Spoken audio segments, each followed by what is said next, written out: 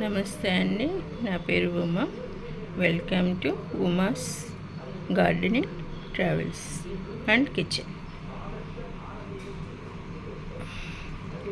ఇక్కడ ఉడకబెట్టిన చిక్కుడుకాయలు ఉన్నాయండి, అలాగే ఉల్లిపాయ, వెల్లుల్లి, పచ్చిమిర్చి, కరివేపాకు. వేయించడానికి సరిపడా ఆయిల్ వేసాను.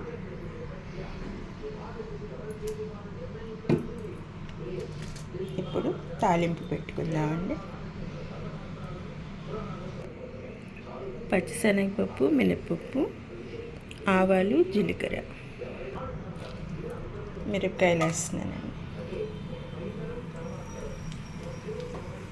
ఆయిల్ వేడైనాక మిరపకాయలు, ఆవాలు, జీలకర్ర, పచ్చిశనగపప్పు, మినపప్పు ఇవి కొంచెం వేయించుకోవాలి.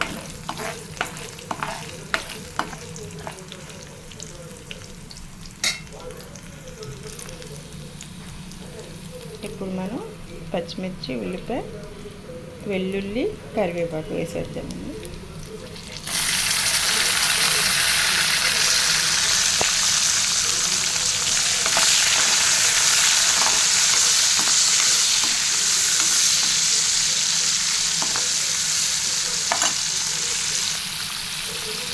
ఇవి కొంచెం దోరగా వేయించుకున్నాక ఉడకబెట్టిన చిక్కుడుకాయలు కలిపేస్తాం. దీంట్లో ఆల్రెడీ సాల్ట్ వేసి ఉడకబెట్టానండి.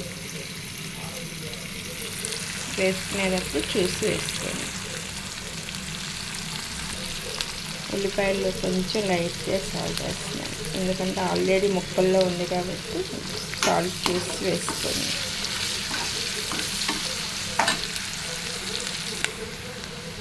పసుపు,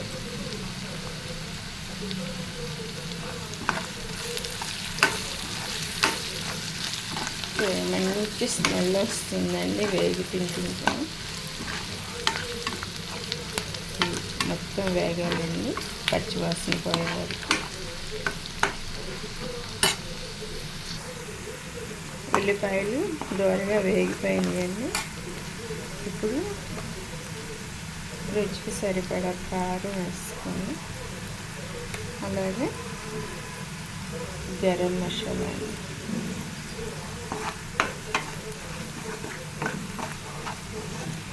ఇది కొంచెం వేగినాక చిక్కుడుకాయ ముక్కలు కలిపిస్తాం.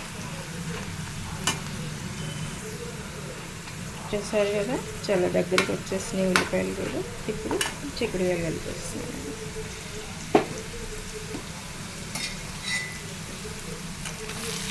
చిక్కుడుకాయలు ఆల్రెడీ ఉడికినాయి కాబట్టి మనకి ఎక్కువసేపు వేపించి అవసరం లేదండి. జస్ట్ మిక్స్ చేసేస్తుంటే చెప్పు.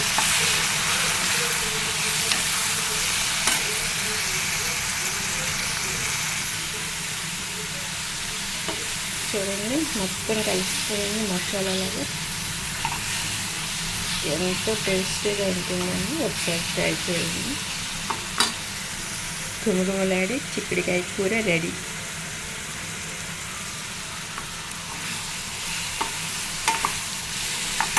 ఈ వీడియో కనుక నచ్చితే లైక్ చేయండి, షేర్ చేయండి, సబ్స్క్రైబ్ చేయండి. Thank you.